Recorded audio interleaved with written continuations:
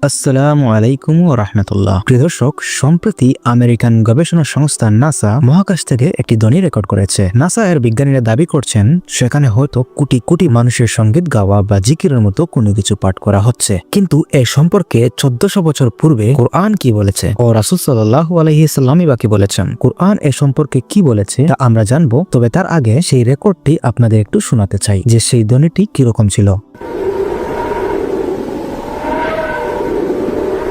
প্রিয় দর্শক, 1400 বছর পূর্বে এই বিষয় সম্পর্কে রাসূল সাল্লাল্লাহু আলাইহি সাল্লাম এই শব্দের পরিষ্কার বর্ণনা দিয়েছিলেন, যেটি এখন নাসার বিজ্ঞানীরাও প্রমাণ পেয়েছেন। রাসূল সাল্লাল্লাহু আলাইহি সাল্লাম যখন মেরাজ থেকে ফিরে আসেন, তখন সাহাবীগণ রাসূল সাল্লাল্লাহু আলাইহি সাল্লামকে জিজ্ঞেস করেন, হে আল্লাহর রাসূল, আপনি মহাকাশে কি দেখে এসেছেন? একথার উত্তরে রাসূল করিম সাল্লাল্লাহু আলাইহি সাল্লাম বলেন, আমি যা দেখেছি তা তোমরা দেখো না ও আমি যা শুনেছি তা তোমরা শোনো না। এবং তিনি বলেন, মহাকাশে 4 আঙ্গুল পরিমাণ জায়গাও খালি নেই ও সেখানে প্রচন্ড কাঁপুনির শব্দ হচ্ছে। সেখানে প্রতিনিয়ত ফেরেশতারা আল্লাহর জিকিরে ও সিজদায় নিমজ্জিত রয়েছেন। প্রিয় দর্শক, কাবাগরের সোজা বরাবর মহাকাশে কিন্তু বাইতুল মামুন রয়েছে, যেটিতে প্রতিদিন 70,000 ফেরেশতা কাবাগরে যেমন মুসলমানরা তাওয়াফ করে, ঠিক তেমনি 70,000 ফেরেশতা সেখানে তাওয়াফ করেন। আর যারা একবার বাইতুল মামুন তাওয়াফ করার সুযোগ পান, তারা আর কশ্চিনকালেও তাওয়াফ করার সুযোগ পাবে না। একবার চিন্তা করুন যে মহান আল্লাহর ফেরেশতা সংখ্যা কত হতে পারে। মহান আল্লাহ তাআলা কুরআনুল কারীমে উল্লেখ করেন, লা ইয়ালামু জুনুদা রাব্বিকা ইল্লাহু, অর্থাৎ আল্লাহর সেনাবাহিনীর সংখ্যা কত